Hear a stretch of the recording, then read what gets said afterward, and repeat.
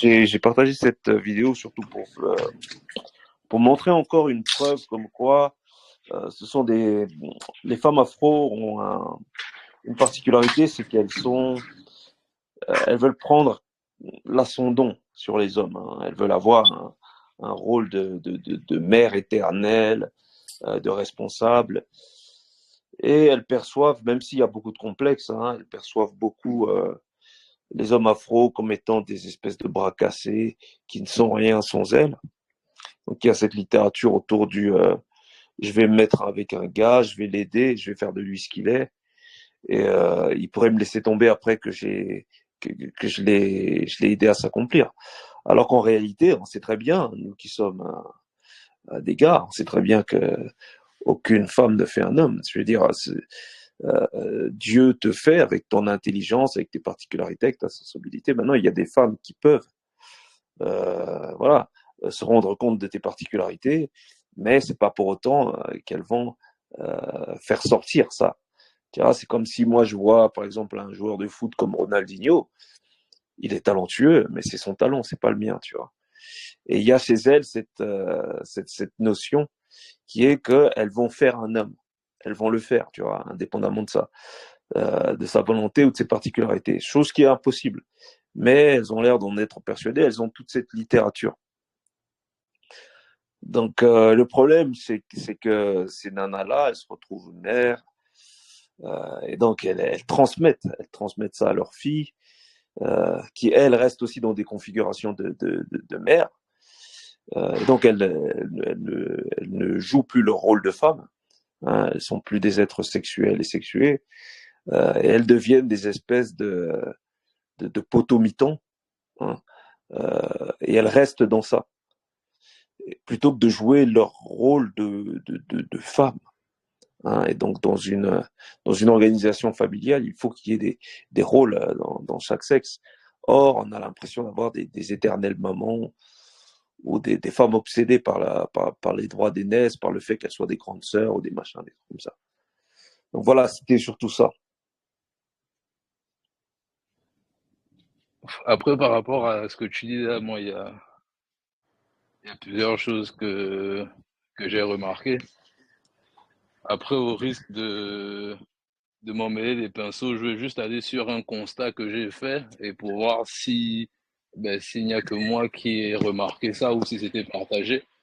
J'ai l'impression que c'est quelque chose qui a sauté une génération. Tu vois, moi, quand je vois ma daronne, ce sont des comportements que j'ai trouvés chez elle.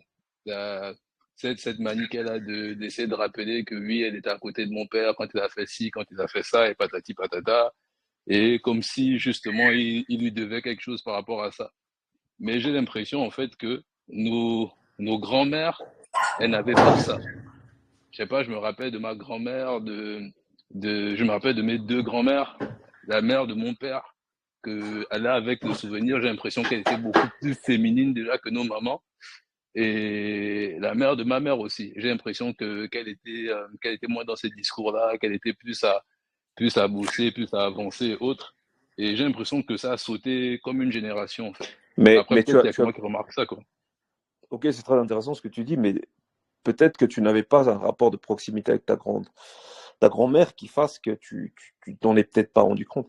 Parce que moi, je pense, en fait, hein, quand je prends mon exemple et que je pense à ma grand-mère, je pense que c'est parti d'elle, justement, que c'est quelque chose qui est enseigné, je pense, en sous-marin. Maintenant, peut-être que je me trompe, mais je trouve assez bizarre qu'il y ait ce rapport de connivence, notamment entre les filles. Et je pense que c'est hérité de mère en fille. C'est un enseignement que nous on ne connaît pas. C'est leur initiation, je pense, entre elles. Donc souvent elles subissent certaines injustices, hein, liées à leur sexe. Hein, voilà, rien n'est juste. Et nos hommes sont par exemple, enfin les hommes de notre communauté sont souvent coureurs de jupons, ce qui fait qu'ils se retrouvent souvent soit dans des histoires polygames, soit avoir des femmes sur le côté, ce qui va nourrir, hein, c'est une hypothèse, hein, de l'aigreur chez certaines d'entre elles, et les discours qu'elles tiennent à l'égard de leurs filles, par exemple les discours que nos mères tiennent à l'égard de nos sœurs, ben c'est peut-être les mêmes discours que tenaient nos grands-mères à l'égard de ces mères elles-mêmes. C'est-à-dire que cette frustration qui n'a pas pu être exprimée, elle va s'exprimer chez les filles et il va y avoir cette volonté d'un jour pouvoir se venger sur le pouvoir ou l'autorité qu'aurait l'homme sur elle. Mais est-ce que c'est pas un aveu justement de d'impuissance totale, tu vois? Parce que je me dis quand même que, tu vois, quand on va dans les autres communautés, notamment chez les blanches, chez les femmes blanches, j'ai l'impression elles ont d'autres leviers justement pour faire valoir justement leurs intérêts que les nôtres. J'ai l'impression que les nôtres c'est beaucoup plus vicieux. Ouais, mais c'est ça, je pense aussi, hein, bon, on va rester dans l'hypothétique, que c'est lié aussi à un respect, hein, une tradition qui est particulière dans la communauté afro. Quand tu es en Afrique, plus particulièrement au Congo, et là où je suis, en province, euh, la femme est considérée comme une mère. Hein. Donc ici, vous savez, on appelle toutes les femmes, même déjà adolescentes, on les appelle maman, tout ça. Et donc, il y a ce rôle de prestige auquel elles veulent à tout prix s'accrocher, mais il y a aussi cette compétition avec l'homme. Donc maintenant, pour revenir au monde occidental, c'est vrai que c'était beaucoup moins, comme tu le dis, vicieux, parce que c'est quelque chose qu'on ne va pas voir chez eux. Maintenant, est-ce que c'est lié à la tradition?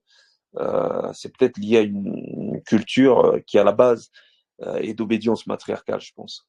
Donc, il y a cette volonté pour ces femmes. Euh, je remarque hein, une particularité que j'ai remarquée chez les femmes afro comparées aux autres femmes, c'est qu'elles ont toujours cette volonté de se présenter avec beaucoup de noblesse ou de prétendre être des créatures supérieures. Et ça, c'est quelque chose qu'on ne retrouve pas dans les autres communautés. C'est peut-être lié à leur passif patriarcat. Voilà, j'en sais rien. Moi, je pense que on regarde beaucoup la matriarche noire ou enfin noire afro ou antillaise, mais c'est vrai que je pense que c'est commun à toutes les femmes hein, de d'essayer de cadrer l'enfant, d'essayer de prendre l'ascendant sur lui et sur le mari aussi. Alors je sais pas vraiment, comme tu le disais, à quel moment est-ce que ça a vrillé ou ça a pris de l'ampleur, mais t'as mis le doigt sur le plus important en disant que on n'avait pas cette proximité avec nos grands-mères, et donc on peut pas savoir dans leur jeunesse quel discours elles tenaient à leurs enfants, tu vois. Mais en tout cas, il y a une récurrence, et c'est pas la femme africaine en particulier, je pense que c'est les femmes d'une façon générale. Mais nous, on va parler toujours de ce qu'on connaît, bien sûr. C'est Ouais, vrai c'est que pour pour ça. Ouais, vas-y, je te laisse. non, je vais juste dire, c'est vrai que pour la proximité, en t'écoutant, je me rends compte que ouais, non, j'avais pas du tout cette proximité-là. Après, t'as la proximité d'enfants, de rapport d'enfants à ses grands-parents, où il y a beaucoup plus de légèreté.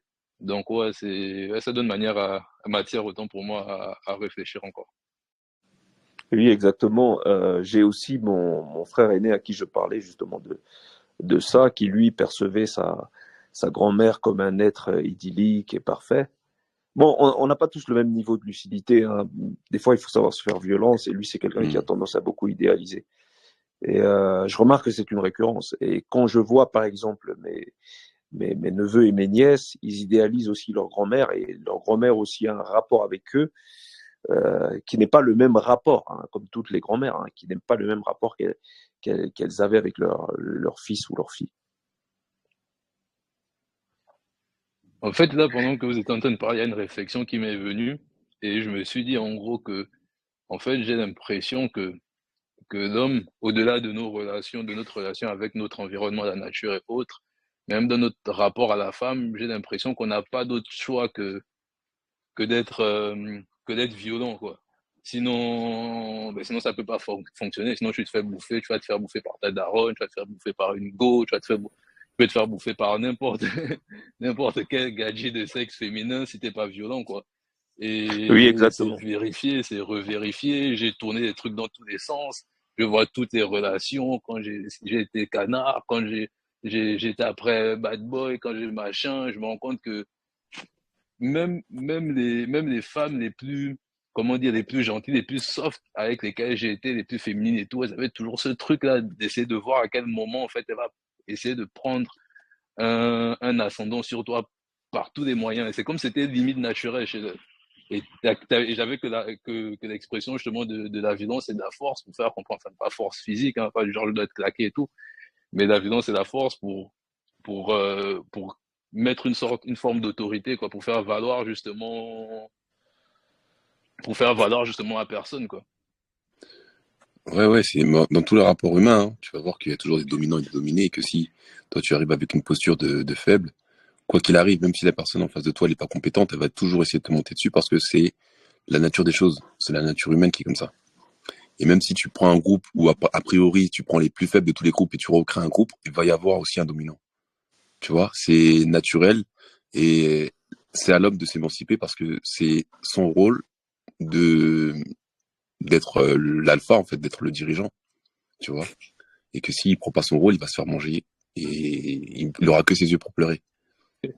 C'est réel. Et je l'ai appris à mes dépens, hein. Tout le monde, je pense qu'ici est là pour ça, mais c'est réel, c'est réel. La bienveillance, l'amour, les Disney et compagnie, ça c'est bien dans les films. Mais Non, ça dans la vie fonctionne pas. réelle, si tu rentres dans ça, t'es fini. Tu tires Ça fonctionne toi-même, pas. tu donnes le bâton pour te faire battre.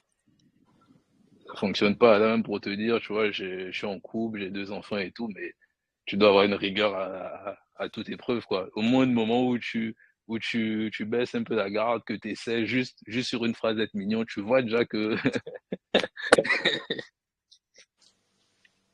c'est un Il truc de faut dingue. apprendre à guider, il faut apprendre à punir. Je sais pas si tu as en tête l'image des statues de pharaon. Il y en a certaines où tu vois, ils ont un fouet dans la main et un bâton de berger dans l'autre. Oui, oui, totalement. Ouais. C'est ça. En fait, il faut être un mec comme ça. Il faut être capable de guider, de orienter, de conseiller. Et si ça va pas, il faut être capable de montrer de la force, comme tu disais, de la violence. Mais je pense que tu voulais dire plus de la force, de caractère, Oui, d'esprit, c'est de ça, la parole. exactement. Et c'est ça la vérité. C'est que si tu montres aucune force, aucune puissance, les gens vont te monter dessus. Et ça va être tes enfants, ça va être ta femme, ça va être tes potes. Et il y a plein de gens qui témoignent, qui disent ouais, moi, je croyais que c'était à la vie à la mort avec des gens et tout machin. Au final, il s'avère que ils me font un coup de pute. Il y a beaucoup de gens qui tiennent ce discours-là. Ça, c'est on va dire ce qui est visible. Après, si on fouille un peu dans l'invisible, quel comportement toi tu as eu à leur égard? Est-ce que tu avais Euh, une posture de faible? Est-ce que tu avais une posture de puissance? Est-ce que tu t'assumais dans le groupe ou est-ce que tu étais en train de faire passer les besoins du groupe avant tes propres besoins? Tu vois, c'est ça aussi qu'il faut poser comme question. mais excusez-moi, hein, juste une parenthèse, hein, parce que je vais revenir sur ce que disait le frère à travers la violence. Moi, je me suis même fait violence pour être violent, en fait, parce que c'est pas dans ma nature à la base. Et je me suis rendu compte que ça marchait. Ça marche notamment avec les femmes, mais ça marche aussi avec les hommes. Et plus particulièrement avec des peuples soumis, comme dans la communauté afro.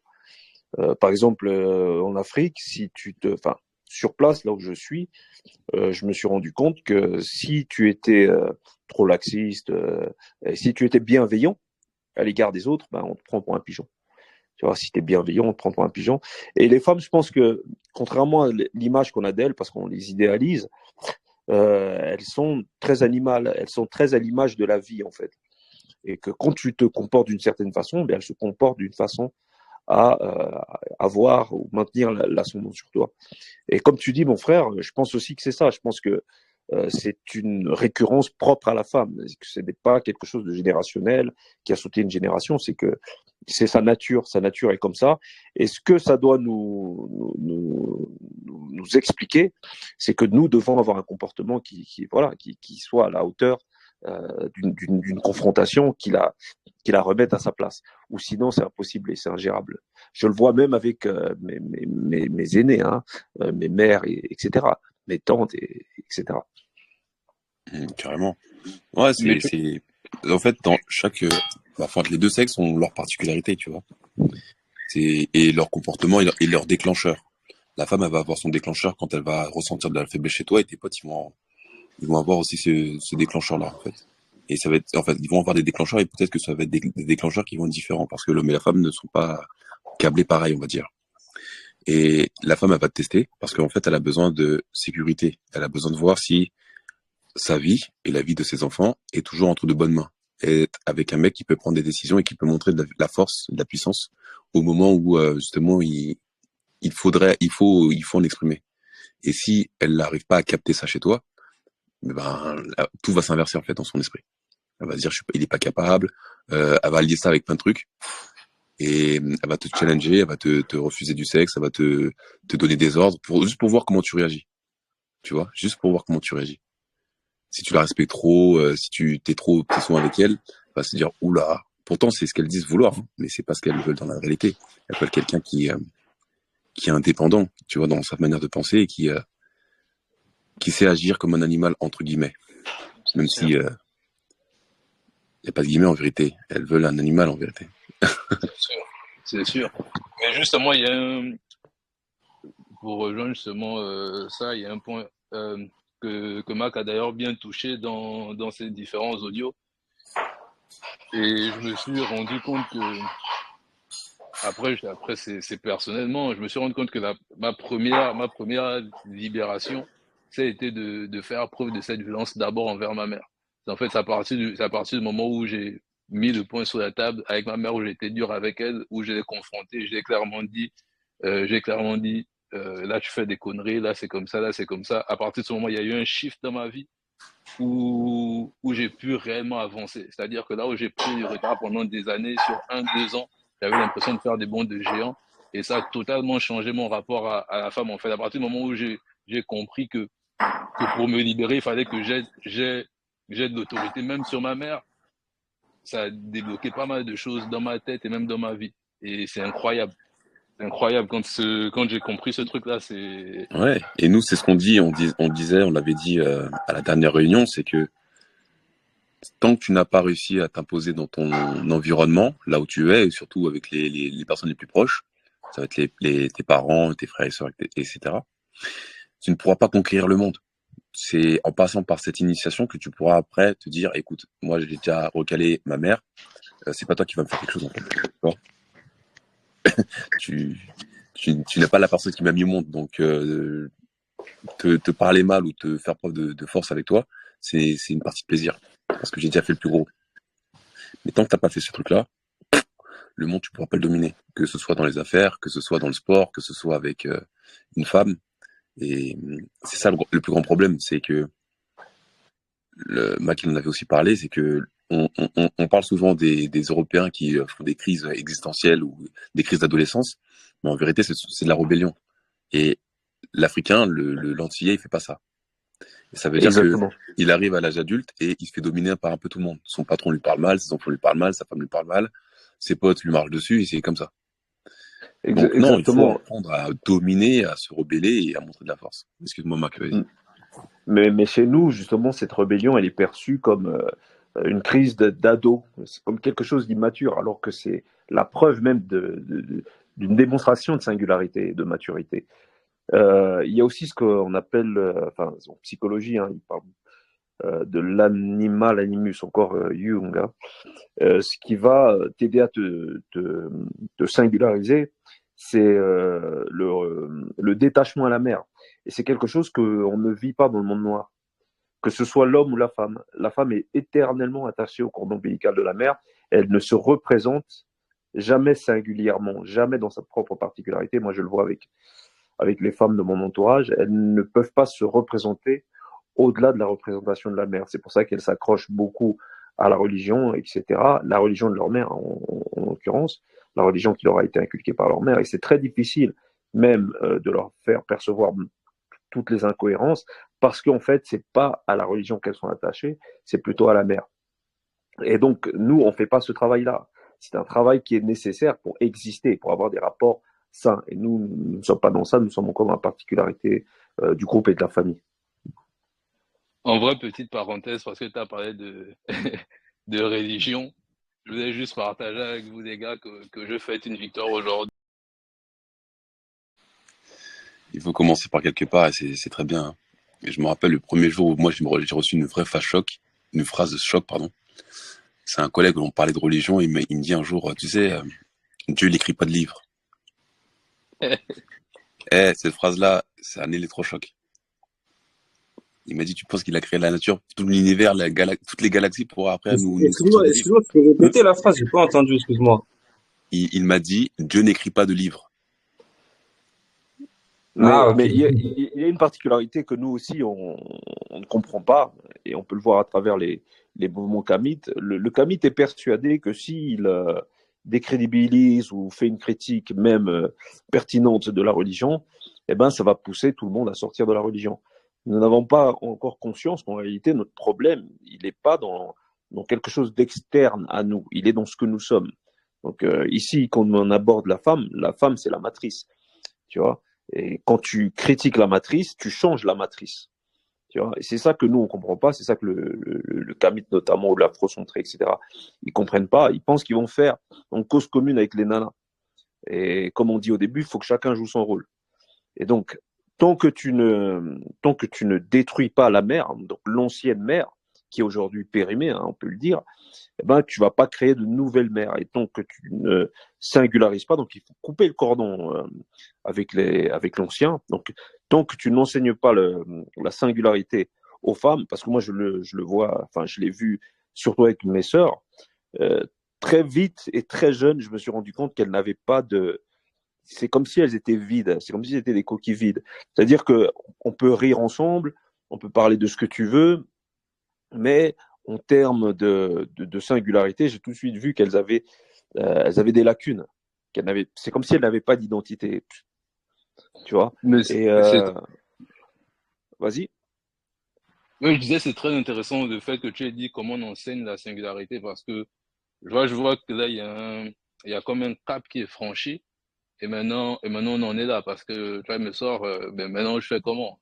Et je lui fais comprendre que là, maintenant tu dois aller chercher à l'intérieur de toi qui tu es, justement. Ouais, mais Et, voilà, c'est ça le truc, c'est que elles n'ont pas habitué. En fait, ce que tu fais un travail de père.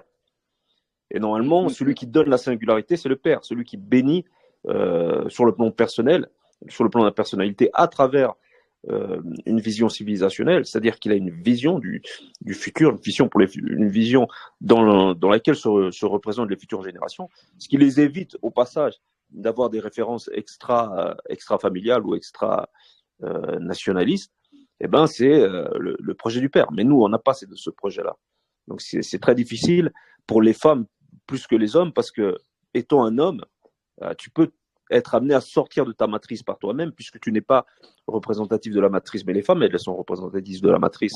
Donc, c'est très difficile pour elles de sortir, d'autant plus qu'on leur a toujours enseigné qu'elles étaient leur mère. Elles étaient les futures mères et qu'elles devaient être comme elles. Mais là, Mac, en fait, si je prends ton raisonnement, tu dis que en fait, c'est le père qui doit transmettre à la fille ou au fils euh, des valeurs, mais ça n'empêche, en fait, l'enfant sera toujours conditionné.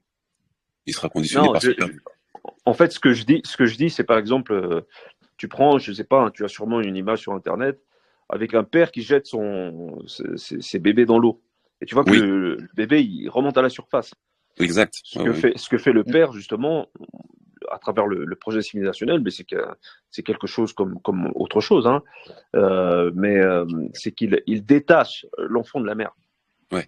Il lui fait prendre Parce que conscience de moi, sa dans mon idée, en singularité. fait, c'est C'est son que, rôle symbolique. ouais, moi, pour moi, c'est le père, il doit t'introduire l'idée de trouver ta propre voie. Voilà, c'est ça. C'est ça. mmh. Il doit pas Et te c'est donner ce une que, voie toute tracée. Ouais. et c'est ce qu'on fait, et c'est ce qu'on fait, et c'est ce que les pères font assez naturellement en général. Mm. Sauf qu'ils ne savent pas qu'ils le Ouais. font. Bah après oui, c'est vrai que À après c'est propos vrai de que ça, les gars, vous pensez quoi de la théorie des 7 ans? Est-ce que ce que vous dites là, c'est quelque chose qui doit être fait après les 7 premières années, là où le garçon n'est plus enfant, et c'est là que doit prendre le relais le père? Exactement, je pense aussi. Moi, je suis d'accord à 100% avec ça, hein. C'est comme au départ. L'enfant, il est en maternelle, il est cajolé. Et à partir du moment où il va à l'école primaire, 6 ans, 7 ans, et c'est au père de prendre le relais et de l'initier. Moi, je suis d'accord à 100% avec ça. Et d'initier aussi par la dureté, tu vois, parce que la mère, c'est celle qui materne, hein. C'est pas celle qui va être représentative de l'autorité, et consorts. Donc c'est pas son rôle. Et en même temps, c'est pas le rôle dans lequel elle est le plus à l'aise. En général, les enfants obéissent surtout à l'autorité du père, parce que la mère Après, est un peu comme voilà, comme une confidente, voire une amie, voire quelqu'un à qui on fait confiance, donc quelqu'un à qui on donne le bon rôle. Alors que le père, c'est le rôle un peu plus ingrat, normalement, si tout se passe bien. pour ce qui est de l'enfant, justement, obéir à l'autorité du père, ça c'est quelque chose qui est clair et naturel, hein, d'expérience, je le vois avec mes enfants. Tout de suite, quand je parle, ça s'arrête. Même bébé, ma petite, elle avait même pas 4 5 mois. Quand elle commençait à s'embrouiller avec sa daronne parce qu'elle changeait la couche, dès que je disais son nom, elle se calmait tout de suite, elle était toute calme. Tout C'est de suite, Ouais, naturel. bien au sûr, son de ma voix, elle c'est savait déjà qu'il naturel. fallait qu'elle se calme. Ouais, c'est Et naturel. apparemment, il y a des études qui prouvent que même quand tu parles à l'enfant, quand il est encore dans le ventre de sa mère, il reconnaît son père, la voix de son père. Il sait qu'il y a une autorité déjà, il y a une force. Et c'est pour ça que c'est intéressant d'être proche et de jouer son rôle en vérité.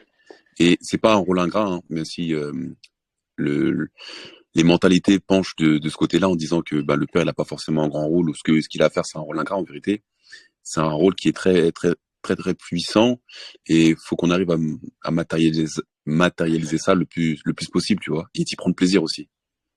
Oui, en fait, enfin, quand je dis un rôle ingrat, c'est surtout dans la mesure où c'est pas comme la mère qui, sur le plan symbolique, d'ailleurs, on peut le voir à travers les femmes noires lorsqu'elles elles idéalisent la mère, c'est que c'est une prétention qui va être affichée hein, chez la mère.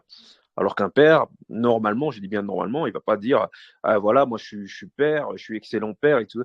Moi, j'ai plus entendu des hommes dire qu'ils étaient mauvais pères ou qu'ils n'ont pas joué leur rôle de père ou qu'ils n'ont pas été bons.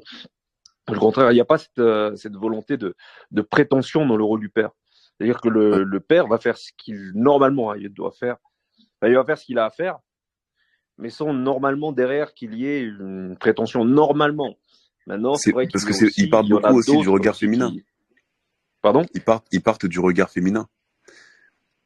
Par Ah, exemple, j'ai moi, je pas. sais que j'ai été présent pour mes enfants depuis leur plus jeune âge et que, comme il disait le frère, j'ai oublié je n'oublie pas son nom, mais c'est que dans l'autorité, dans le fait de challenger les enfants, dans le fait de, quand ils tombent, ne pas les ramasser tout de suite, leur dire vas-y relève-toi et continue d'avancer. Ça là, c'est un très bon rôle en vérité. Mais pour la femme, aux yeux de la femme, c'est pas assez.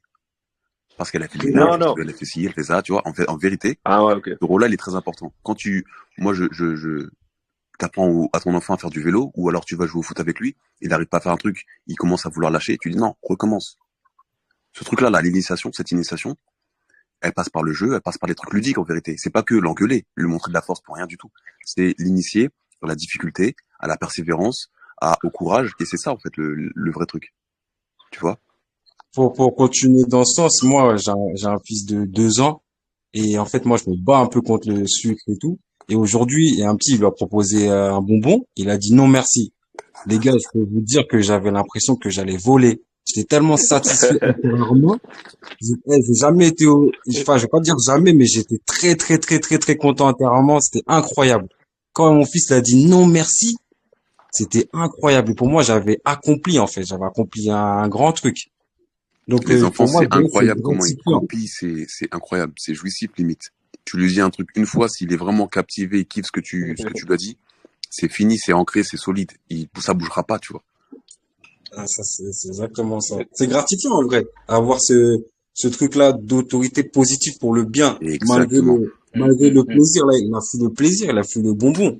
Et c'est Ouais. ça qui, pour moi, je trouve ça gratifiant d'avoir réussi à lui avoir inculqué ça. Hmm.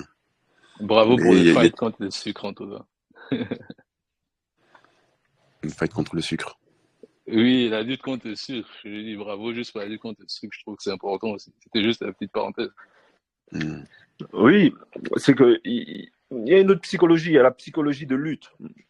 Dès que tu es petit, normalement pour un garçon équilibré, je parle pas pour ceux qui sont restés un peu trop hein, proches de leur mère, mais normalement pour un garçon équilibré, il joue à la bagarre et tout ça, donc c'est une forme d'initiation. Ouais. Alors il va lutter même contre ses démons, il va lutter contre l'adversité, c'est quelque chose qui va lui venir assez naturellement et qui va nous suivre normalement hein, si on est équilibré toute notre vie, alors que La femme, c'est la satisfaction directe. Par exemple, on a ce discours autour du body positif. Tu vois, oui, j'ai le droit de bouffer ce que je veux, mais je suis belle, peu importe. Voilà, donc c'est un autre discours.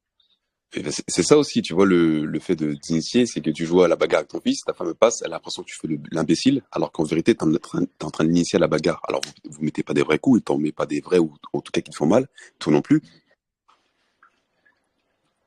Ouais, c'est ça. C'est ça, mais voilà, c'est obligé, t'es obligé de passer par là, parce qu'après, si le petit devient une fiotte, ben, c'est la faute à qui? Quand tu vois ces gosses en surpoids, ces gosses qui sont capables de confronter les choses dures, mais c'est parce qu'ils n'ont pas eu l'initiation. Beaucoup d'entre eux, ils ont été donc flattés, toujours bercés un peu trop, hein, etc. Donc maintenant, derrière, c'est très difficile pour eux de jouer un rôle d'homme. Et quand je dis eux, je parle de nous tous, hein, moi y compris. Hein. Beaucoup de cette éducation-là, mais justement, c'est ça le reproche que je fais à ces femmes qui tiennent ce discours, notamment les femmes afro à travers la vidéo que j'ai vue de cette Aïssa Moment, c'est qu'il y a ce côté où on veut rester la maman. Et donc, si tu veux rester la maman, bah, tu confères à ton petit un rôle d'éternel enfant. Tu vois. Et alors, elle parlait de ces hommes qui l'a renvoyé à la femme sexuée, l'idée que soyez déjà contente. Lui disait, soyez déjà contente qu'on vous calcule. Mais comme elle se perçoit pas comme un être sexué, elle dit que c'est pas à lui de la calculer, puisque c'est elle la mère. Donc elle reste dans son rôle de mère, mais elle ne fait pas d'effort pour plaire. Donc elle n'est pas du tout dans ce rôle sexuel, et c'est pour ça qu'elles se font tabasser en général par les femmes d'autres cultures. Je pense pas que le fait que les hommes afro sont beaucoup dans les histoires de métissage où se tapent à peu près tout ce qui bouge, ce soit dû au fait que les autres femmes soient plus attractives que les femmes afro. Je pense que c'est surtout une conception intellectuelle. C'est-à-dire que la femme afro, sur le plan psychique, elle est plus du tout dans son rôle de femme. Elle est dans son rôle de mère. En fait, les femmes de l'extérieur, moi je travaille avec, hein, Makelele, hein, tu vois. Et parce que je donne beaucoup de cours, elles sont plus féminines. Elles sont femmes, c'est la vérité. Elles tiennent pas un rôle de mère. Elles savent même si des fois elles dérapent, si elles savent rester à leur place. Alors qu'avec les femmes africaines, ça va être plus dur. Tout à l'heure, vous parliez de jeu. Moi, j'étais animateur en centre aéré. Voilà, par le jeu, on initie obligatoirement. Et en fait, le rôle du père, ça va être quoi à partir d'un certain âge, à partir de 7 ans, parce qu'on passe le cap, 6 ans, comme je dis 6 ans, on passe le cap de la maternelle, ça va être d'initier le petit à prendre des risques, mais des risques sécurisés, en fait. Et c'est ça qu'il faut faire à chaque fois. Si vous avez un fils, par exemple, quand on parle de bagarre, vous pouvez le pousser à aller à la boxe. OK? Il va apprendre à se maîtriser, à rentrer dans les règles, mais de manière sécurisée. Et c'est ça qui va le faire avancer, à contrôler son énergie, à pas la mettre n'importe où. Donc ça, c'est hyper intéressant. Exactement. Exactement. Et comme tu le dis, il y a vraiment une différence qui est faite entre les femmes d'autres cultures et les femmes afro, parce que moi, je tiens quand même, je persiste, hein, il y a des problématiques que l'on retrouve que chez nous, et qui sont liées justement à cette femme qui n'est pas du tout sexuée. Hein, c'est une femme qui n'est pas femme, c'est-à-dire qu'elle n'est pas dans un rapport aux choses où elle veut plaire, où elle veut rentrer dans la compétition. En général, la compétition, notamment avec les autres femmes, l'effraie. La seule chose qui la terrifie, c'est que vous puissiez parler de ces névroses, parce qu'en général ce sont des névrosés, de ces névroses aux autres femmes, puisqu'elles restent dans le superficiel. Donc, je montre aux gens que je suis épanouie, que je suis forte, tout ça, c'est bien sûr, c'est du mensonge, hein, parce que celui qui est fort, il se prétend pas être fort. Donc c'est tout le temps, je suis une femme forte, je suis une femme puissante, voilà, il y a ce rôle auquel elle tient, et elle veut à tout prix faire croire à tout le monde que c'est pas des bobards. Et donc la seule chose qui les fait peur, c'est que on se mette à en parler. C'est même pas le fait de l'être pour en sortir, parce qu'elles s'imaginent même pas 2 secondes qu'elles peuvent en sortir. Je sais même pas si elles le veulent. J'ai juste une précision à demander. Vas-y. Dans Femmes Afro, est-ce que tu inclus les Westaf, celles qui sont Toutes. non, Oui, mais non pas Aïssa Moment, c'est une Westaf. Hein. Je pense que c'est, je Non, pense, non, non, je parle pas de ça. Je dis les Westaf qui sont euh, plus dans l'islam oui, mais voilé, c'est etc. et ça, tout. mais c'est une Westaf Tu aussi. les inclus? Même si, j'avoue, et d'ailleurs on en a parlé déjà dans le cercle, les femmes maliennes ou sénégalaises sont euh, un peu plus valables dans le sens où elles ont une religion qui leur sert de garde-fou. Mais c'est pas tout le monde qui y croit ou qui va suivre le dictat religieux, même si elles sont dedans. Mais après, je parle pas vraiment en soi, je parle pas vraiment de la religion, mais je parle au niveau de la féminité, en fait. Tu vois, les Aïssa Moment et tout. En fait, moi, je les inclurais plus dans les femmes afro qui veulent s'occidentaliser, plaire aux blancs, etc. Mais moi, je te parle de celles qui ne sont pas dans l'occidentalisation et qui ne sont pas dans la volonté de plaire aux blancs par rapport à leur tenue vestimentaire et tout. En fait, elles sont féminines à travers leur voile, etc. Est-ce que toi, tu les inclus dans ce discours-là? J'ai pas une expérience assez, je t'avoue, assez poussée parce que moi je parle de mon expérience directe. Hein, je parle de ce jeu, donc je pourrais pas vraiment en parler. Là, je Je pense pourrais qu'on pas vraiment rentre en parler. Je dans ne connais pas dans les assez cas spécifiques. de femmes musulmanes, afro, voilées, etc. J'en côtoie pas assez pour te répondre, hein, j'avoue. On rentre dans le cas spécifique et c'est vrai que ça dépend de l'éducation de chacune après. C'est là, il n'y a pas de généralité. Il va y avoir des femmes qui portent le voile qui vont être très féminines, très très discrètes et très à l'écoute de leur mari. Il y en a d'autres, elles ont l'apparat de la croyante pieuse qui suit les règles, alors qu'en vérité elles ne connaissent rien et c'est simplement pour s'inclure dans un groupe. Ouais, c'est pour ça que je dis, je parle pas de la religion en elle-même, mais je parle vraiment de cet aspect féminine et tout, en fait, de l'habillement, parce que c'est pas des personnes qui mettent des jeans, c'est pas des personnes qui vont chercher à mettre des perruques pour plaire aux blancs ou autres. C'est des Ouais, mais personnes l'habit ne qui fait pas sont. le moine. L'habit ne fait pas le moine, Oui, frérot. C'est- mais pour répondre à ta question, je vais répondre de manière assez généralisée parce que j'ai côtoyé quand même pas mal de femmes voilées, mais maghrébines, dans le cadre scolaire ou professionnel. Et je trouvais justement que dans leur manière d'exprimer leur personnalité, tout ça, j'ai trouvé plus féminine que les femmes en général, que les autres femmes. J'ai justifié ça par le fait qu'en fait, elles avaient une religion qui les poussait à assumer d'être une femme. Parce que si tu es musulmane, mais si tu es une véritable musulmane, je pense, hein, parce que c'est une religion très masculine, tout ça. Et donc, si tu acceptes euh, les particularités religieuses de cette religion, je pense hein, que tu seras amené à tenir ton rôle de femme soumise, entre guillemets. Hein. Quand je dis soumise, c'est entre guillemets. Si je peux donner mon témoignage, moi, pour avoir été d'abord chrétien, ensuite musulman reconverti et marié avec une maghrébine qui s'est mis à porter le voile, je peux te dire que euh, il y a plein de trucs qu'on n'imagine pas et que on pense que la religion de l'islam c'est une religion où c'est très masculin, etc. Alors qu'en vérité, faut être dedans pour se rendre compte que c'est du christianisme en vérité et que les femmes elles jouent un grand rôle. Et d'ailleurs, il y a beaucoup de gens qui le disent. Ouais, mon père à la maison il fait rien. Enfin, il fait rien dans le sens où il sert à rien. C'est ma mère. Oui, mais ça, c'est général, en fait. Ça, c'est général. Hein. Tu prends un homme et une femme, l'aura féminin finit toujours par prendre le dessus. C'est pour ça que, Oui, c'est pour ça. à la base, tu trouves, Mais non, mais c'est tu même vas pas que ça. C'est toujours te que diriger vers une femme plus ou moins soumise. on apprend enfin, ils apprennent beaucoup l'histoire des compagnons, mais dans les compagnons, il y a énormément de femmes qui sont des modèles pour les femmes, tu vois. Moi, je veux ressembler à Aïcha, je veux ressembler à telle personne, et c'est mon Et ça, modèle. c'est Et marié à 9 ans. Attends. non, mais ça, Quoi ça?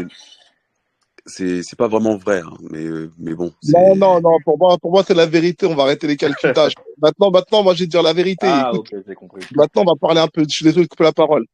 Ok, on parle des femmes maghrébines ou autres. Les femmes maghrébines, ok, avec l'islam, elles connaissent leur place.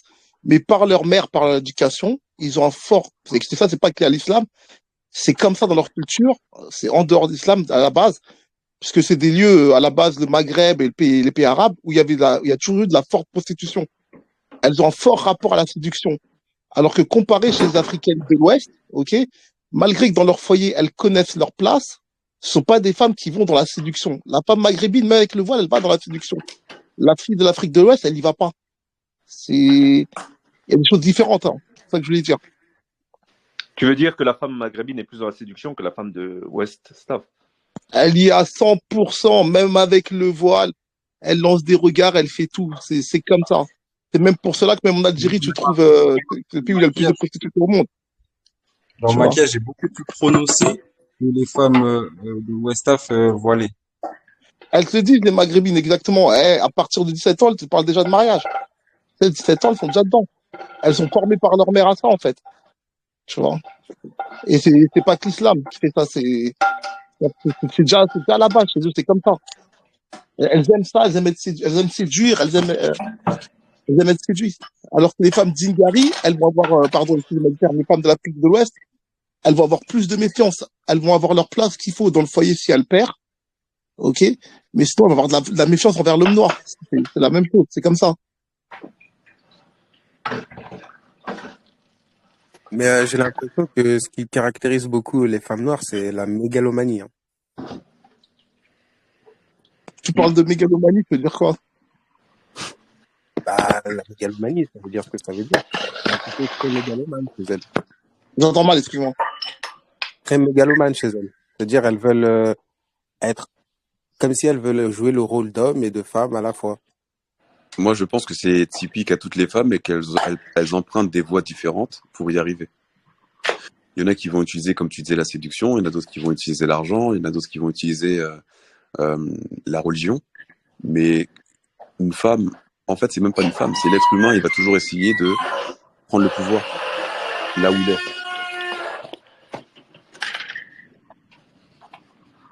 Ok, prendre le pouvoir là. Ouais, bon, ouais. Tout le monde va essayer de prendre le pouvoir, mais je pense que les autres, elles savent plus rester à leur place. C'est toujours moi ça que je pense, concrètement. D'après ce que je vois. Il y a des moments où elles vont tester pour voir si tu es à la hauteur. Donc, elle va peut-être prendre le rôle masculin pour voir, en fait, si elle est avec le bon mâle, en fait. Donc, c'était peut-être des moments comme ça. Hmm. Oui, mais ça, c'est général, hein. Enfin, c'est général, oui, entre guillemets, mais il y en a chez certaines chez qui c'est un peu plus. Bon, je pense que c'est aussi lié peut-être à la génétique, hein, les femmes noires étant un peu plus, entre guillemets, solides. Elles ont besoin, je pense, d'électrochocs, mais qui soient plus, plus choquants, entre guillemets, hein.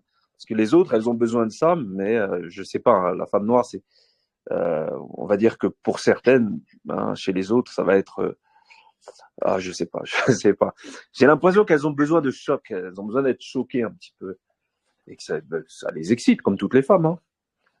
Mais tu sais quoi, Mac? Hier, il y en a une à qui, voilà, j'ai un cours de conduite avec elle. Quand on parle d'électrochocs et autres, tout à l'heure, tu avais produit certaines phrases. Et il y en a une à qui je lui ai dit sa vérité. Je lui ai dit, elle était complètement nulle et autres. Et elle m'a dit, on m'a jamais parlé comme ça. Elle s'est mise à pleurer. Je lui ai dit Ouais, clairement, ton voilà. niveau, il est nul. J'ai pas rigolé avec elle, parce qu'elle me disait, ouais, je sais tout faire et autres. Elle parlait beaucoup. Et je lui ai dit, elle est nulle. J'ai dit, t'es nul, ton niveau, il est nul. C'est la réalité, il faut accepter la vérité. Et c'est la seule façon d'avancer. Et comme par hasard, quand je dis ça, il y a un daron, un rebeu qui arrive, qui s'est garé devant moi, et qui lui dit, moi, ma fille, je l'ai tapée pour qu'elle apprenne. Elles veulent pas, elle m'a dit, il a dit comme ça, elles veulent pas écouter. Quand elle a écouté ça, elle s'est mise en à pleurer. Elle a mis la ceinture. Mais je lui ai dit sa vérité, et elle a pleuré. Et le lendemain, aujourd'hui, elle voulait même pas me regarder dans les yeux. Elle n'arrivait pas. Tu vois. Ouais, bon, et moi aussi, je remarque qu'en fait, hein, tout ça, toute cette dureté propre à ces femmes, c'est une carapace. C'est une carapace, et après, tu vois, comme tu peux l'expliquer, là, comme tu viens de l'expliquer, tu vois que derrière, il n'y a rien. Que ça reste des nanas comme toutes les nanas, avec une sensibilité, des peurs, etc. Et c'est pour cacher ça. Voilà. Mais ce que je remarque beaucoup chez les femmes afro, c'est qu'il y a cette peur du gourmand, cette peur de l'homme noir, peur d'en être, peur de cette attirance qu'elles ont pour lui. Et donc, il va y avoir toute une armada autour d'elles pour essayer.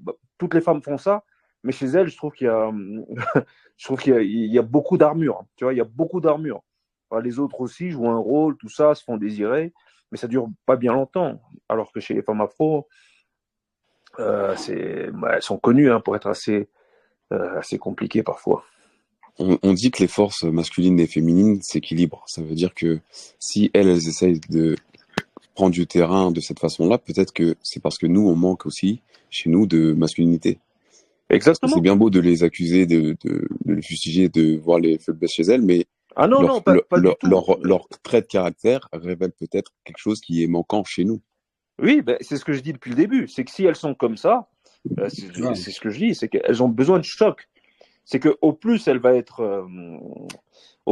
agressive, au plus elle a besoin derrière, de l'autre côté, comme il l'a fait Biggie peut-être, que l'autre il revienne fort, quoi, qu'il revienne puissant. Tu vois, Ouais, moi aussi je pense que c'est un appel à la virilité. Leur comportement est un appel à la virilité. Ouais. Tout en pense disant, aussi. tout en disant le contraire, tout en disant qu'elles ont besoin d'être des princesses, qu'elles ont besoin d'être traitées comme des princesses, Parce qu'elles mais n'arrivent tu pas à vois bien mettre le qu'en doigt sur fait le vrai elles ont besoin de problème, dureté. peut-être. Bah, il n'y a aucune femme qui a besoin d'être traitée comme une princesse. Hein. C'est sûr. Oui, ça En c'est fait, le discours. moi, je pense que tout ce que Mac dit est vrai. Et je comprends le point de Steven quand il met un peu le point sur la communauté homme afro parce que il y a beaucoup trop d'hommes afro qui renforcent l'égrégore des femmes afro, ce qui fait que ça rend le travail beaucoup plus difficile. En fait, si on devrait aller dans le combat, faut déjà commencer par les hommes afro déjà. Mm. Et là, après, plus on a d'hommes afro qui sont dans la vérité, dans tout ce on vit là, tout notre chemin. Et là, je pense qu'on aura beaucoup plus de chances de faire comprendre aux hommes afro tout ce que Mac décrit à propos des femmes afro. Et là, il y aurait beaucoup plus de chances de changer les choses parce que moi, je vois ce que mes potes m'envoient comme vidéo, comme truc et tout.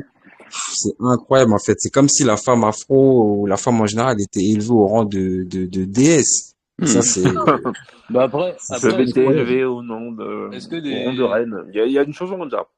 est-ce que des hommes Moi, je afro pense aussi que c'est plus pas on va se de sentir inférieur et plus elles vont se sentir supérieures. Et là, tellement Exact. l'homme c'est africain se néglige exactement et ça. se réprime, que elles, en contrepartie, comme c'est l'exact opposé, elles se voient comme des divinités, tu vois. C'est exactement ça. Tu vois, par exemple, c'est là où je Exactement. voulais te rejoindre dans le sens où je me disais, c'est peut-être le manque de vision et d'infériorité qu'on a par rapport aussi à toutes les autres communautés qui est réel. Tu vois, je pense que Mm. l'homme afro aujourd'hui il manque de vision. Et pour vous dire, enfin, d'expérience personnelle, je me suis rendu compte que, ça, au-delà de la virilité, je suis masculin, machin, je suis costaud, tout ça, il y a dehors aussi, il y a des hommes afro qui sont faibles dans leur tête, même avec tous les muscles qu'ils ont, parce qu'ils ne savent pas où ils vont. Et j'en ai Mhm. fait l'expérience plusieurs fois. Vous voyez, moi, par exemple, je suis un gars, je suis pas je suis pas costaud, tu vois, je suis plutôt fin et tout. Mais je me rappelle tellement de fois où ben, j'ai dû mettre des coups de pression à des mecs qui étaient plus costauds que moi juste pour me montrer présent parce que je savais que j'avais confiance en fait à ce qu'il y avait dans ma tête, tu vois. Et je me suis Mm. retrouvé justement dans deux situations comme ça. Une où je me suis retrouvé dans une sorte de guet-apens. J'étais avec des gars qui étaient costauds et tout. Il y avait des mecs en face, pendant que tous les gars avec qui je suis venu sont partis se mettre dans un coin. Je suis venu, je me suis assis avec le gars qui a l'air d'être le chef de la bande. J'ai parlé avec lui, après j'ai dit au gars, bon là c'est tranquille, on part. Mais tout le monde s'était mis dans un coin. Et j'ai l'impression qu'en fait, au-delà de la virilité, l'homme afro soit n'a pas de vision, soit n'a pas confiance dans là où il va, en fait, en tant qu'être humain même, dans le monde dans lequel on vit. Ouais, il Mais en manque de fait, leadership. c'est de la C'est un manque de virilité leadership. psychique. Hein. C'est de la virilité psychique. C'est-à-dire que il a Mm. beau avoir des muscles, mais derrière, il n'y a rien. Mentalement, il est dominé. Mm.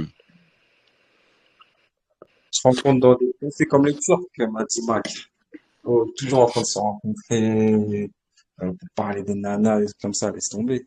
Il vient avec C'est des ça, c'est nanas. ça. Quand ils ont une meuf, ça y est, ouais, on fait des plans à 4, à 6. Non, non. Il n'y a jamais des moments où on se regroupe entre hommes, parler des trucs d'hommes ou parler des trucs, des choses vraies.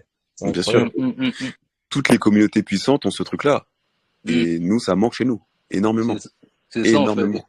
Et c'est pas tellement le fait de, comme Mac a dit, je pense que c'est surtout de la vérité psychique. Je pense que ça manque de vision. Et je le vois clairement, que ce soit dans ma relation, dans ma relation de couple, dans ma relation avec les amis, à partir du moment où j'ai fait valoir la vision que j'avais en posant mes couilles sur la table, en disant clairement que bon, voilà, moi c'est là où je vais. Et peu importe ce que vous faites, que ce soit toi, les enfants, ma mère, mon père, vous n'allez pas m'empêcher d'y aller. Et depuis, il y a pas mal de choses qui changent. Je me rappelle même, j'appelais une fois un pote qui fait office de grand frère pour moi, pour qui j'ai beaucoup de respect. Et je lui ai appelé, j'ai dit, bah, écoute, maintenant on doit faire ça. Il faut qu'on fasse ça parce que c'est ça, et on doit aller là. Et le gars, il m'a suivi, les yeux fermés, il m'a dit, ok, bah, vas-y, on fait comment pour aller là-bas. J'ai dit, bon, écoute, là, bon, il faut que tu sortes 5000 balles pour tel projet, machin. Le gars, il va faire un prêt à la banque parce que, bon, je lui ai dit qu'écoute, c'est ça la vision, allons-y. Et en vrai, je me rends compte que, juste pour le peu que j'exprime, je me rends compte qu'il y a un vrai manque de ça dans nos communautés. Hmm. C'est clair et net. Et ça impacte tout, hein. Comment t'expliques que on est les meilleurs dans pas mal de sports, on est les meilleurs dans tout ce qui est création artistique, etc. Mais dans les foyers, dans les civilisations, on va dire, on est les plus faibles. On n'arrive pas à faire prévaloir notre force, en fait. Alors moi, j'explique ça d'une seule façon, tu sais, voilà. Après tous les traumatismes que notre peuple a subis, Ouais. tu sais, on nous a conféré si je ne trompe pas de terme, c'est conférer des rôles. Ok? Le rôle du dragueur, le rôle du danseur, le rôle du chanteur et autres. C'est que beaucoup ont peur de l'obscurité et d'être dans l'obscurité pour aller chercher la lumière. Je vais me faire l'avocat du diable. Là, juste pour te challenger. Qu'est-ce qui a fait qu'on a été dominé? Parce que là, tu dis la conséquence, c'est parce qu'en fait, on a été dominé. Oui, ok, mais qu'est-ce qui a fait qu'on a été dominé? C'est-à-dire que déjà, initialement, il nous manquait quelque chose. Mais je suis tout à fait d'accord qu'il nous manquait quelque chose de base. Là, je suis tout à fait d'accord. Peut-être qu'on n'était pas, peut-être que c'est, tu sais, peut-être comme on dit, c'est lié à l'énergie qu'on a. Peut-être qu'on n'allait pas comme les autres chercher les ressources à l'extérieur. On avait tout ce qu'il fallait et que les autres peuples, ils ont la dalle et qu'ils attaquent, ils ont aucun cœur. Tu vois? D'un côté, ils ont raison. Si t'as pas à manger, tu vas sur les terres extérieures, tu vas dans un endroit où les autres, ils vivent en paix et autres, eh ben, on va les bouffer. C'est aussi simple que ça. Tu vois? C'est vrai que là où je peux rejoindre Biggie Steven, c'est est-ce que plutôt qu'il nous manquait quelque chose, c'est pas qu'on avait trop d'humanité aussi? De l'humanité? Oui. Les ai terminés, les gars. Désolé, regarde. Moi, je vois, pour répondre à ta question, moi, je le vois au pays, hein, je vois qu'il y a vraiment un problème. C'est pas qu'on a trop d'humanité, c'est que quand il s'agit d'être entre nous durs, méchants, on arrive à le faire. Mais on a cette tendance, quand on est face à d'autres, bon, on pourrait dire, hein, moi je pense aussi qu'il y a un complexe d'infériorité. Quand on est face aux autres, on n'est plus les mêmes, on n'est plus aussi dur, on n'ose pas affirmer nos croyances ou notre volonté. Voilà, je crois que c'est ça le problème chez nous, c'est que on a du mal à s'affirmer. Puisque, bon, maintenant actuellement, on pourrait dire que c'est parce qu'on n'a pas d'identité culturelle. Mais comme tu le relèves, ça date d'avant. Donc on est des gens très hospitaliers, très bien éduqués, mais bien éduqués dans le sens maternel du terme, c'est-à-dire bien éduqués pour être en famille, en groupe et pour être dans une ambiance de paix et d'amour. On n'est pas éduqués ou formés pour un projet civilisationnel ou pour être des conquérants. C'est dans une ambiance de paix ou d'amour quand, entre guillemets, tous tes besoins, on va dire entre guillemets, tous tes besoins de base ont été remplis à l'ancienne, tu vois. Et le problème, c'est qu'on est resté dedans. C'est-à-dire après la dominance, c'est qu'on est resté dedans. C'est pour ça qu'il faut être aussi agressif et proactif envers les autres. Moi, je dis clairement, c'est ce que je pense clairement. Et qu'est-ce que je disais tout à l'heure? C'était quoi la question, Steven? J'étais en train de développer. Excusez-moi, je suis un peu perdu. Merde. Voilà. Certains ont eu des rôles, sont restés dedans. On a eu le rôle de danseur, de footballeur et autres. Ok, mais on s'est dit on va rester dedans pour réussir. On a peur de l'obscurité, on a peur d'aller dans l'obscurité pour chercher la lumière, et donc on reste dedans. On se dit le rôle je vais réussir, ça va être un bon dragueur. C'est pour ça que tu as plein de Renois sur Internet qui font que des vidéos de drague la plupart du temps, tu vois. et faire autre chose. Ou on va tous se lancer dans le foot, ou en majorité, ou dans voilà, dans autre chose, dans la musique. Alors qu'il y a plein de domaines à explorer, tu vois. L'homme Mhm. noir, il a peur d'être lui-même. Pourquoi? Parce qu'il veut toujours être dans le groupe, il a peur de prendre le pouvoir. C'est aussi simple que ça, tu vois. Si tu t'affirmes dès le début, peu importe qui tu rencontres, au bout d'un moment, tu trouveras des partenaires. Et tu avanceras et tu défonceras les portes. C'est aussi simple que ça. T'as pas besoin des autres. Pour les autres, nous, on n'existe pas. On est des À, esclaves. C'est une vérité. à Tu vois. l'heure, C'est de l'émancipation, alors. Voilà. à l'heure des charges, Merci pour le bon terme. Tu à vois, l'heure merci des pour le bon terme. charges, à l'heure des charges, j'ai envie de dire que cette affaire d'obscurité, c'est pas non plus simple. En vrai, là, pendant que tu parlais, et je pensais justement à cette traversée d'obscurité que j'ai dû faire pendant des années. Euh, et en vrai, là, je le souhaite à personne, quoi. Faut Ah, tenir c'est dans le sûr. truc, quoi. Faut tenir dans le truc, faut sortir de là sans être fou. Faut affronter tout le monde, faut affronter sans savoir si tu as raison ou pas. Et puis bon, coup de poker, tu découvres que ah ouais, mais j'avais toujours raison, ou là aujourd'hui ça va bien, mais en chemin, il y en a qui peuvent vriller aussi, quoi. Ouais, mais c'est le chemin, en fait. Tu peux essayer de le retourner dans tous les sens, se dire peut-être que euh, c'est pas une voie que j'aurais dû suivre, etc. Mais l'émancipation, le fait de se singulariser, va créer de la douleur, de la souffrance. Et c'est ce qui va faire que après tu vas te renforcer. Je dis toujours que l'être humain il est antifragile. Fragile, c'est quand tu tapes, la chose se casse. Et antifragile, c'est quand plus tu tapes dessus, plus se renforce. Et c'est, tu le vois en musculation, plus tu déchires le muscle, plus se renforce, plus il grossit. Et ben c'est ça en fait. Si tu veux grandir, si tu veux être plus fort, il va falloir que tu souffres. Et tu peux pas essayer de concevoir une autre façon de s'élever autre que ça. C'est pour ça que je disais tout à l'heure, même si le père il est là, même s'il est présent, il doit pas te donner le chemin, il doit juste t'indiquer qu'il y a un chemin où tu peux aller et c'est l'émancipation personnelle. Nous, ma génération, on est arrivé à cette conclusion-là. Pour nous, toi, explore un peu plus loin. Et ça va te demander d'aller vers l'inconnu. Ça va te En demander fait, d'aller il joue un rôle de vers la guide. souffrance. Il joue un rôle de guide, Mm, de père. mm, Et mm, exactement. mm, Il ne doit pas te donner Hein. toutes les billes. mm. Il joue un rôle de Mais guide. C'est comme un guide religieux par exemple, chez les Mourides, chez Serigne Touba, c'est un guide. C'est pas un prophète. mm, Il joue un rôle de guide. C'est aussi simple que ça. Hmm. Tu sais, c'est comme le chemin, c'est comme, voilà, en fait, on va dire que tu as un groupe de personnes. Tu es 7 personnes. T'as 7 choses en toi. Ok, mm, 7 tares. T'as 7 tares. Ok. Et sur le chemin que tu vas emprunter dans l'obscurité, tu vas en perdre une tous les jours. Si le trajet dure 7 jours. Et pendant ces 7 jours, au fur et à mesure, tu te reconstruis et tu deviens la personne que tu dois être dans un temps futur. C'est aussi Hmm. simple que ça, mm, tu vois. Et comme mm, disait mm, Steven, c'est comme en musculation. Pour moi qui fais du powerlifting, plus tu soulèves lourd, plus tu exploses ta fibre, plus tu deviens quelque chose d'autre. Et chaque mois, en fait, quand tu prends une photo, enfin, tu prends une photo de ton corps après une séance, c'est le corps que tu auras à partir du prochain mois. Et ça te donne encore un objectif à atteindre parce que tu le voudras. Si par exemple ta charge, elle a été, on va dire, à 200 kilos squat, ok, tu sais que tes mm, prochains objectifs, ce sera par exemple 205 kilos. Donc mm, tu te reforces encore un nouveau mental, t'évolues, tu deviens de plus en plus puissant, de plus en plus fort. Et c'est ça qui doit se passer à chaque fois. Et c'est ça, c'est le chemin qu'on doit prendre. Et que tout le peuple doit prendre, en mm, fait, entre guillemets. mm, Surtout nous les hommes.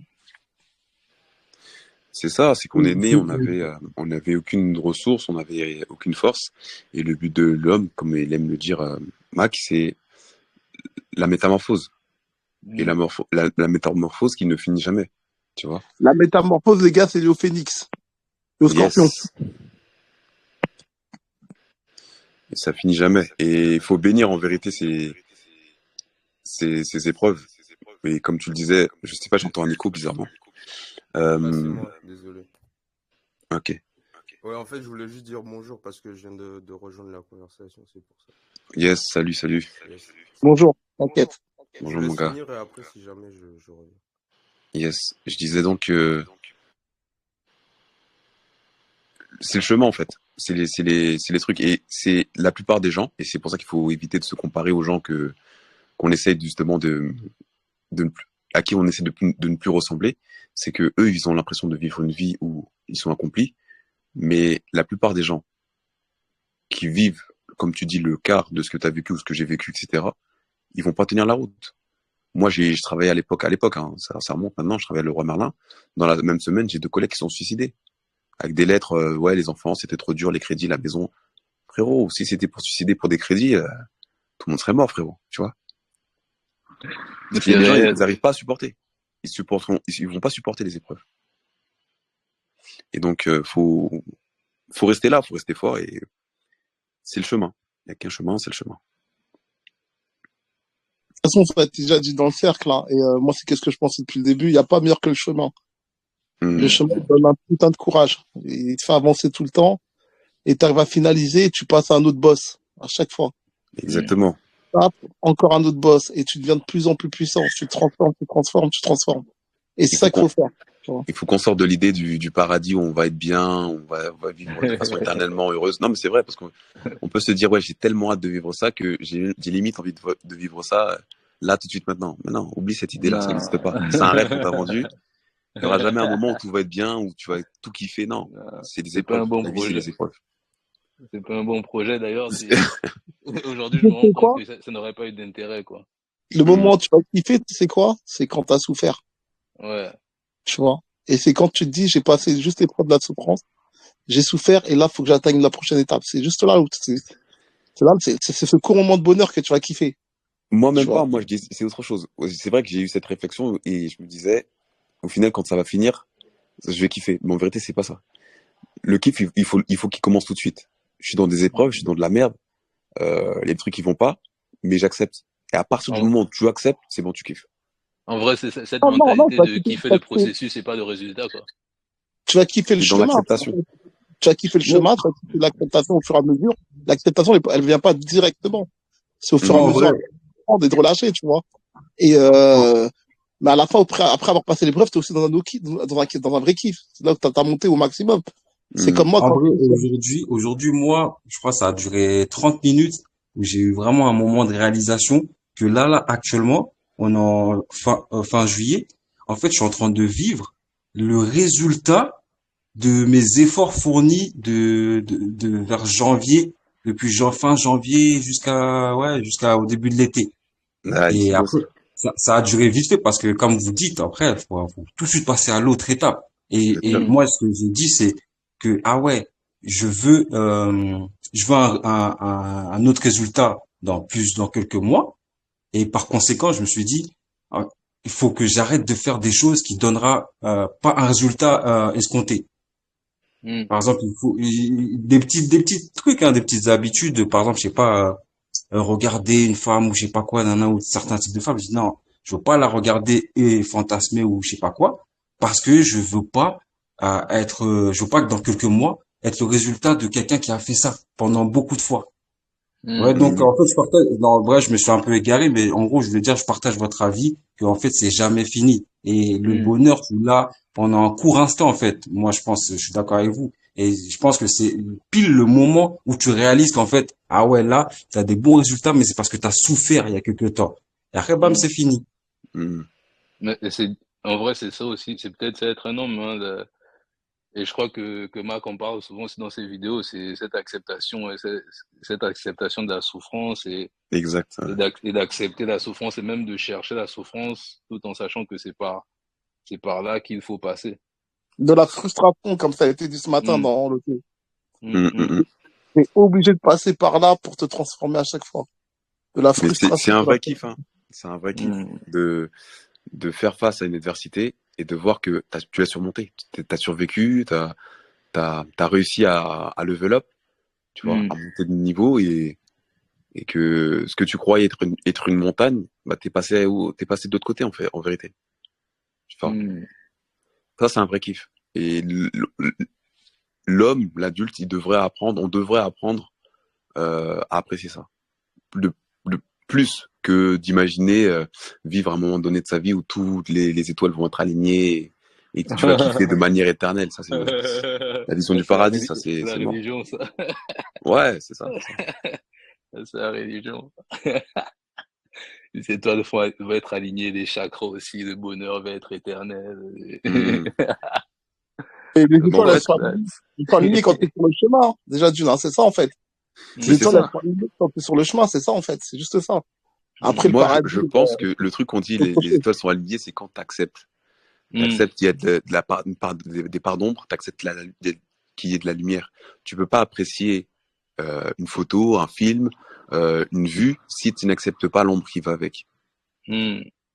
Dans toute chose, il va y avoir de l'ombre et de la lumière. Si tu es là en train de focaliser sur l'ombre en te disant pourquoi c'est là, de morfondre, etc., ça va t'empêcher Mm. de vivre l'expérience à fond, à 100%. Et donc, Je tu suis seras toujours d'accord. dans la quête du bonheur, alors qu'en vérité, le bonheur, il est là. C'est simplement apprécier Mm. aussi ça. Apprécier. Lâcher prise. Je suis d'accord. Lâcher prise et Mm. accepter la parfaite imperfection. Ça, Exactement. les gars, vous mettez le doigt sur le plus gros travail que j'ai encore à faire, c'est de côté lâcher prise et accepter de juste kiffer chaque moment, quoi. Tu vois. Ça, c'est un truc avec lequel j'ai encore énormément de mal. De Hmm. lâcher prise et tout. Ouah. Je vais tout le temps sur contrôle, quoi. Je vais tout le temps contrôler les événements, les machins. Et Ouais, parce qu'on lâcher nous prise, fait c'est une croire que c'est école, ça le quoi. bonheur, c'est quand tout est en maîtrise, alors que pas du tout. Mm, mm, Pas du tout. Moi, je l'ai vu plusieurs fois dans ma vie. Moi, je dessine beaucoup aussi, tu vois. Je fais de la BD depuis longtemps, depuis toujours, en fait. J'ai jamais arrêté. Et de temps en temps, quand tu veux être dans l'excellence, tout le temps, quand tu dessines, bah, t'as mm, ce blocage au niveau de la main. Et même, tu peux même développer l'angoisse de la feuille blanche. mm, Mais à partir du moment où tu acceptes les erreurs, à partir du moment où tu acceptes de dessiner sans but, de simplement te laisser aller, de lâcher prise, comme tu dis, c'est là où tu peux créer des belles choses. mm, Tu vois, en fait, il faut accepter le, l'entièreté de l'expérience. Pas mm, simplement être dans une fascination de le bonheur parfait. Le truc à la Walt Disney qu'on nous a vendu où tout est beau, tout est mm, rose, tout mm, scintille, ça n'existe pas dans la vie. Ça n'existe pas. mm, Il faut se l'enlever, en fait. C'est dur. C'est dur. Mais c'est faisable. Il y a un mec que je suis sur YouTube, il a dit quoi? Il a dit pour l'homme, le bonheur n'existe pas, mais la productivité, si. mm, Hmm. Bonne phrase. Et moi, excuse-moi, pour faire le lien avec ce que je viens de dire, j'avais appris que, justement, en fait, comment ça s'appelle l'hormone du bonheur, là? La dopamine. Non, pas la pas la mm. dopamine, justement, parce que ça, c'est plus lié à la récompense, je crois. Il y a, Oxytocine. non, pas l'ocytocine, ça, c'est plus les câlins. La Sérotonine. sérotonine, voilà. Mhm. Et j'ai appris qu'en fait, la sérotonine, justement, elle sécrète de plusieurs manières, mais c'est souvent quand tu as accompli une tâche que tu devais faire. Mm, Donc ça corrobore avec ce qu'il dit quand il dit que le bonheur pour l'homme, le bonheur n'existe pas, mais la productivité si. Ouais, après, il y a productivité, ça peut prêter à confusion. Par exemple, on a l'impression qu'on doit sortir quelque chose ou avoir un résultat précis, mais pour les autres, et quelque chose qui est montrable. Alors que des fois, le simple fait de lire un livre, et que c'est personnel, t'as rien à partager, simplement le fait d'avoir lu ce que tu as à lire, c'est productif aussi. Des fois, pas tout le temps. Tu vois ce que je veux dire? Le fait Non, de... en mm, fait, dans productif, il y a forcément un rapport. Parce que la productivité, il faut forcément que tu fasses une valeur par rapport à une autre. Ouais, moi je dis Ouais, que c'est pas forcément le cas. c'est un petit peu comme les Asiatiques, hein, l'exemple que je citais, je sais pas si j'ai sorti le truc, où eux, quand ils atteignent pas le but, la honte est Harakiri. mm, tellement mm, ouais. énorme que voilà, ils se suicident, tu vois.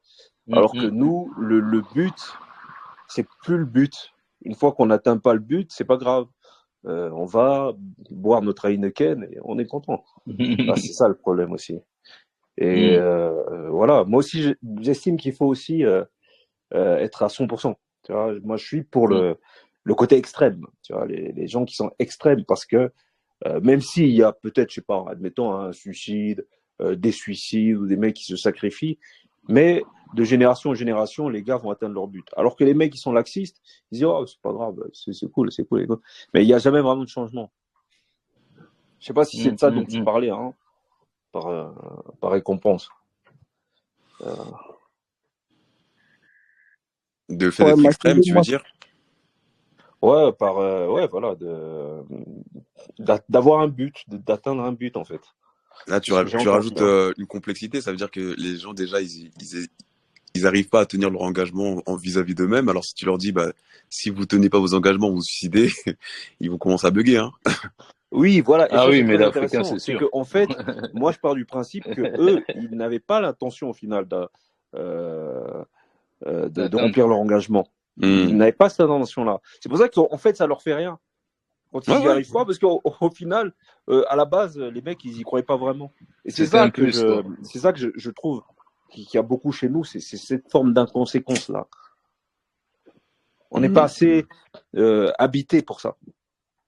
Hum, hum, hum, hum, hum. Faut pas crever.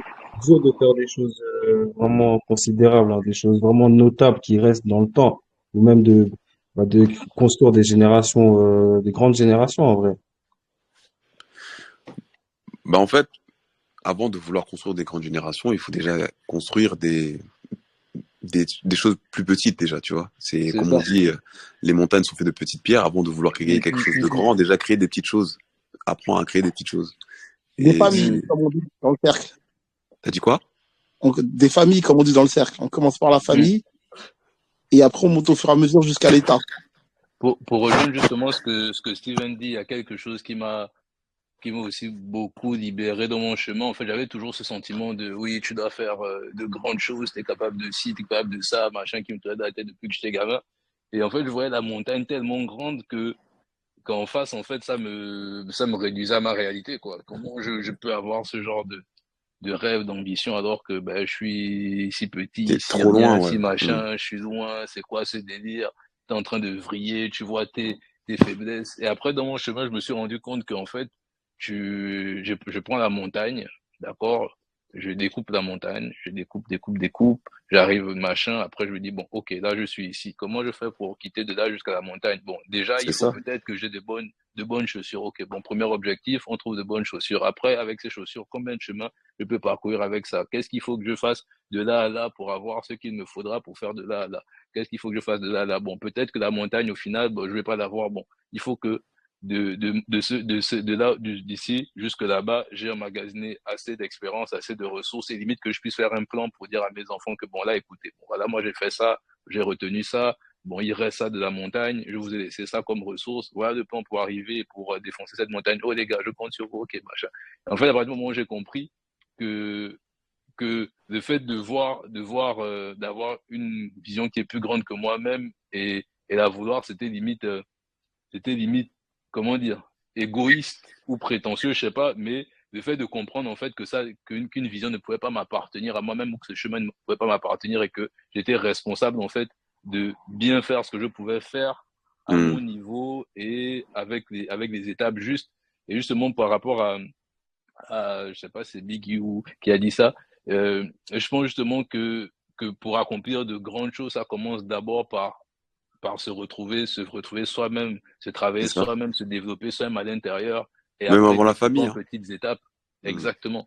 Et après découper ton projet en petites étapes et commencer par les plus petits trucs et bien le faire et bien faire en fait toutes les petites étapes. Et là, forcément, la grande civilisation arrivera. Et je pense aussi que l'erreur qu'on peut faire, c'est de se dire, le truc que j'ai compris, c'est de se dire que il faut sauver l'Afrique et que tous les Africains ils vont. Non, je pense que c'est une cellule. Je pense que c'est une cellule qui est formée, qui a une graine sur plusieurs générations, qui fait la différence sur 100 ans, Exactement. 200 ans, 300 ans, 400 Hmm. ans, 500 ans, 1000 ans. Mais ça commence par quelque chose de très minutieux quelque part. Et ça, je dis parfois euh, à ma go ici, à la mère de mes enfants, je dis parfois qu'aujourd'hui, en fait, la vision que j'ai, c'est pas pour moi. Je vais faire un travail et j'ai la responsabilité, en fait, de faire ce travail déjà sur moi ou sur ma vision suffisamment bien pour qu'il y ait quelqu'un qui le prenne. Mes enfants, mes petits-enfants, mes arrière-petits-enfants, mais il faut que ce soit assez clair pour que ça puisse être repris et ça puisse continuer. C'est ça la responsabilité que j'ai aujourd'hui sur une civilisation qui pourrait peut-être être à venir, quoi. C'est génial ce que tu dis parce qu'on a tous la vision de se comparer à des grands, à se dire moi je vais faire quelque chose de fantastique. Et quand la journée de le lendemain commence et que tu vois que bah t'es loin de tout ça, tu peux commencer à paniquer. Mais si tu te dis, écoute, moi je prends un virage pour que les autres derrière moi suivent, Mm. parce que c'est pas moi qui ai le poids de l'humanité sur moi. Je Mm, lance une direction pour que les autres derrière me suivent. Et ce sera leur devoir à eux, en fait. mm. Moi, je vais tout faire pour qu'ils comprennent ma vision. Je vais leur parler, je vais les éduquer. Mais après, moi, c'est bon, je tire ma révérence. Ciao. Tu vois. J'ai fait mon Et truc, je dors tranquille, je crève tranquille, les gars, battez-vous. battez-vous, mais je vous laisse avec des bagages. Je vous Mm, laisse avec une direction, tu vois.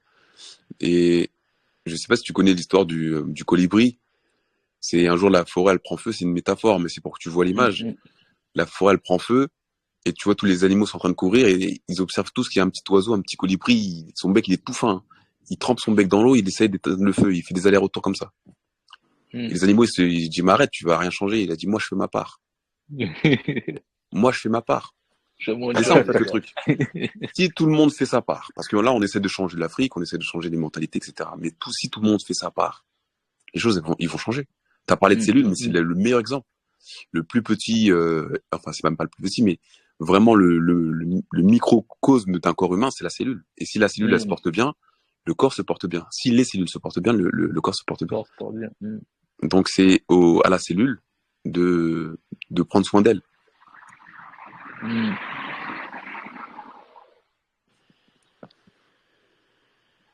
D'accord, je suis d'accord. Je suis d'accord à 100%. Et il faut appeler les gens justement à cet éveil, mais pour qu'ils puissent prendre soin d'eux, pour qu'ils aient les Mm. bons process, pour qu'ils aient les bonnes méthodes, la bonne méthodologie, et qu'ils comprennent les finalités de ça. Mm. Qu'ils aient la Parce bonne que rigueur aussi. les gens, ils ont une mentalité de, parce que je t'ai pas dit, mais moi je suis coach dans la vie de tous les jours, Mm. puisque t'es coach, change-moi. Ils viennent avec cette mentalité-là. Eh frérot, c'est pas comme ça. Il faut que t'aies envie, il faut que t'aies une vision, il faut que Euh, moi, je vois tout de suite, hein. Je vois tout de suite. Je vais pas me cacher. Ça va vous parler. Je vois tout de suite quand je suis avec un Européen et quand je suis avec un Africain ou un Antillais. L'Européen, le Français, il vient, il a une vision. Il sait pourquoi il veut Mm. devenir le meilleur. Il sait pourquoi il paye. Mm. L'Africain, il est là, il dit ouais, peut-être que ton truc c'est de la merde, peut-être. Frérot, si tu viens me voir, après, moi je veux pas chez Apple, je rentre et je leur dis vendez-moi vos produits. Si je viens, c'est que je vais acheter. Et je connais les caractéristiques, tu vois. Je, je, Mm. je vais pas chez un concessionnaire pour me dire vas-y vendez-moi votre voiture. Et ben c'est ça en fait. Manque de vision, manque de compétences, ils pensent que c'est aux autres de le changer. Ils De pensent que faire. si ça marche, alors normalement tu devrais pouvoir me le vendre et me changer sans que moi j'ai rien à faire. Mm. Pas du tout. Tu me livres ça après, quoi. Livre-moi de changement dans ma tête, dans mon Vas-y, esprit. parle-moi et fais en sorte que ma vie elle change. Non, faut que la graine, elle émerge de ta personne. Faut que tu aies déjà la Ça graine en toi, en ressemble fait. à la prière. C'est une C'est caractéristique purement féminine, hein, c'est ça. ouais C'est ouais. qu'on a une énergie féminine. La femme est passive. Et l'Africain, il est féminin. Il est comme les femmes. Il est passif. Il n'est pas dans l'action. Proactif. Ça Rentre dans la ressemble à la prière comme volonté, là. Allez, parle-moi, il y aura le changement. Hmm. Non mais c'est fou hein. Tu vois, moi j'ai eu toute cette année un jeune un footballeur qui avait 17 ans, une mentalité de dingue. Bah, Babtou, mentalité de dingue. C'est lui qui a dit à ses parents, je vais faire de la préparation mentale, payez-moi ça, etc. Peut-être que je vous le rendrai plus tard, tu vois. En fait, il a une mentalité de ouf. Et lui, il veut grandir. Il a pas son temps à. Il m'a dit, j'ai tous les jeux vidéo, tout ça, j'ai mis ça de côté. J'ai mon objectif, j'ai ma vision, et je fais tout pour y arriver, tu vois. Il a eu la bonne approche vis-à-vis de l'accompagnement. Il a dit, je sais que si tu me parles et que j'applique pas ce que tu me dis, je vais pas évoluer, je vais pas avancer, Mm.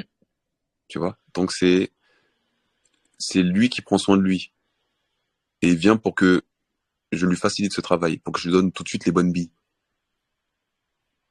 Mais il est pas dans le truc de bah vas-y change-moi et normalement c'est ton taf, tu vois non. Je sais qu'il existe des process, je sais qu'il existe des méthodologies. Moi je viens te voir parce que je sais que toi c'est ton métier, que je vais aller beaucoup plus vite avec toi. Donc voilà, c'est ça. Voilà. On a du chemin. Ouais, la route va être longue. Ça va être très long. Ouais, ouais. Mais en tout cas, c'est bien. Le cercle, ça fait déjà la deuxième réunion. Voilà. Donc ça, bon, j'ai bien kiffé. J'ai bien kiffé. Bon, les gars, il commence à se faire tard, donc on va aller chacun de notre côté. Et les gars, ça vous dirait pas qu'on fasse ça